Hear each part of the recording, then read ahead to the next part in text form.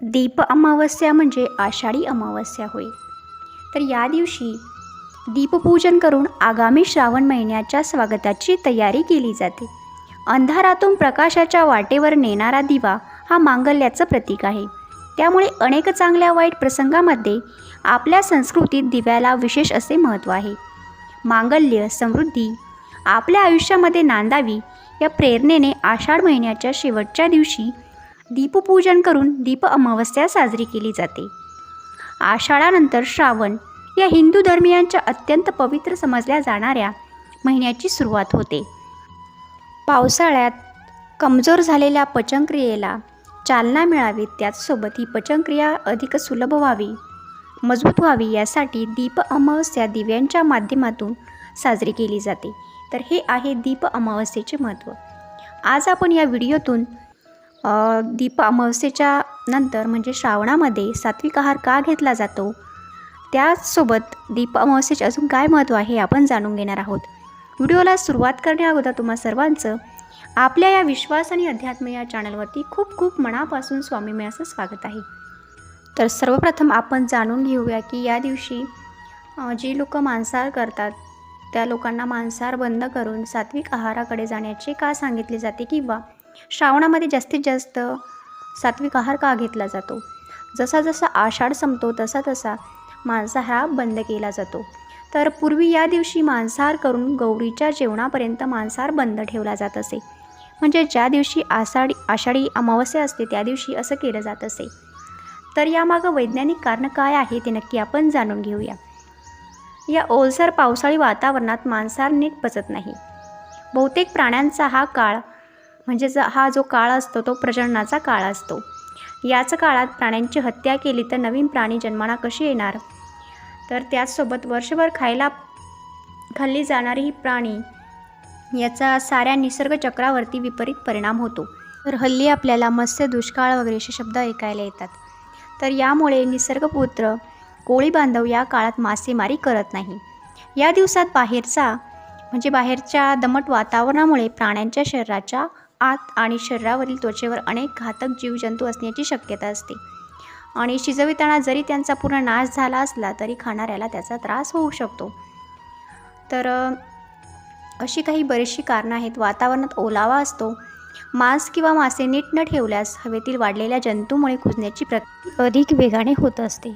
त्याच्यासोबत आजच्या प्रगत काळामध्ये अत्यंत परिणामकारक प्रतिजैविके औषधे उपलब्ध असून देखील अनेक साथी येतात, ज्यामुळे आपल्या शरीरावर आपल्या प्रत्येक गोष्टीवर परिणाम होतो. तर हा संसर्गाचा धोका टाळण्यासाठी ह्या गोष्टी आपल्याला सांगितल्या जातात. आजवर मानव जातींचा सर्वाधिक संहार करणाऱ्या विविध साथी रोगजंतूंमुळेच होतात हे आपण पाहत आलो आहे. तर या प्रकारची जंतू संसर्गाची शक्यता टाळली तर आपल्या शरीरातील प्रतिकारक शक्ती वाढण्यास थोडा अधिक वाव मिळतो. तर अशा कारणांमुळे या दिवसाला धार्मिक जोड दिली गेली आहे. त्यामुळे आपोआपच निसर्गाचा तोल हा साधला जातो. तर या दिवसात शाकाहार करण्यामागील काय कारणे आहेत ते आपण जाणून घेऊया. अत्यंत दुर्मिळ आणि प्रकृतीला पोषक अशा विविध भाज्या याच काळात उगवतात. संपूर्ण वर्षभरात या भाज्या पुन्हा पाहायलाही मिळत नाही. शाकाहार केल्यामुळे अशा भाज्या आपोआपच खाल्ल्या जातात. तुलनेने शाकाहाराचे या दिवसात नीट पचन होते. विविध उपवासांच्या दिवशी खाल्ल्या जाणाऱ्या कंदमुळांच्या आहारामुळे त्यातील अधिक दुर्मिळ खनिजे आणि उपयुक्त पोषक घटक आपोआप शरीराला लाभतात. कायम मांसाहार करणाऱ्यांच्या पचन संस्थेवर नेहमी येणारा ताण या शाकाहारी बदलामुळे काही काळ कमी होतो. तर अन्य धर्मांमध्ये अत्यंत कडक उपवास केले जातात. आपल्याकडे कुठल्याही प्रकारच्या उपवासाचे बंधन नाही, पण केवळ आहारामध्ये बदल करूनही उपवास करता येतो. दीप अमावस्येनंतर पुढील जी 4 महिने सुरू होतात त्या 4 महिन्यामध्ये अनेक सणांसाठी पूजांसाठी तयारी म्हणून पूर्वीच्या मोठमोठ्या घरातून विविध दिवे शोधून ते साफसूफ अगदी स्वच्छ करून या दिवशी अत्यंत भक्तिभावाने पूजले जात असत. तर याबद्दल कृतज्ञता व्यक्त केली जात असे. आजही या दिवशी महाराष्ट्रातील लाखो मराठी घरात असेच मनोभावे दीपपूजन करून अत्यंत वैशिष्ट्यपूर्ण नैवेद्य दाखवले जातात.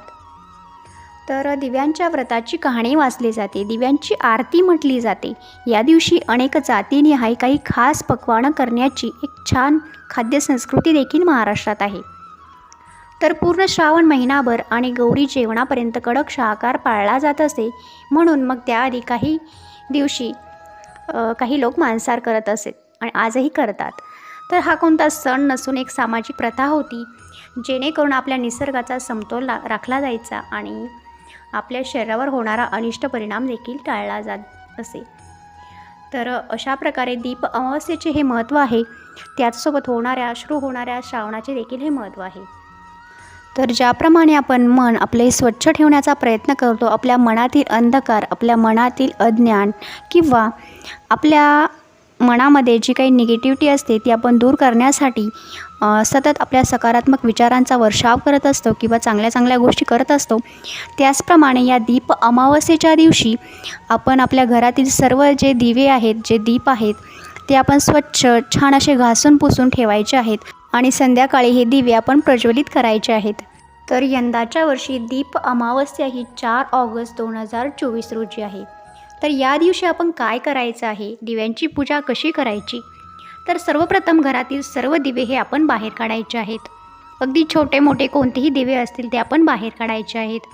गरम पाण्यामध्ये टाकून स्वच्छ धुवून त्याची साफसफाई करायची आहे. त्यानंतर ते स्वच्छ पुसायचे आहे. त्यानंतर देवासमोर एक पाट मांडून त्याभोवती छान रांगोळी काढायची आहे. पाटावरती एक छान असं स्वच्छ असं वस्त्र अंथरायचं आहे आणि त्यावरती तांदळाची रास मांडायची आहे आणि त्यावरती हे सर्व दिवे मांडायचे आहेत. त्यानंतर सर्व दिव्यांवरती हळद कुंकू वाहून त्याची पूजा करायची आहे. त्यानंतर फुलं, वस्त्रमाळ ही प्रत्येक दिव्यावरती व्हायची आहे आणि दिव्यांना ओवाळण्यासाठी आपण कणकेचे दिवे बनवायचे आहेत आणि त्यांनी या दिव्यांची पूजा करायची आहे. धूप दीप नैवेद्य दाखवायचा आहे. नैवेद्य तुम्ही लाह्या आणि गुळाचा देखील दाखवू शकता. तर यथाशक्ती तुम्हाला जसं शक्य असेल त्या पद्धतीने की तसा तुम्ही नैवेद्य दाखवू शकता.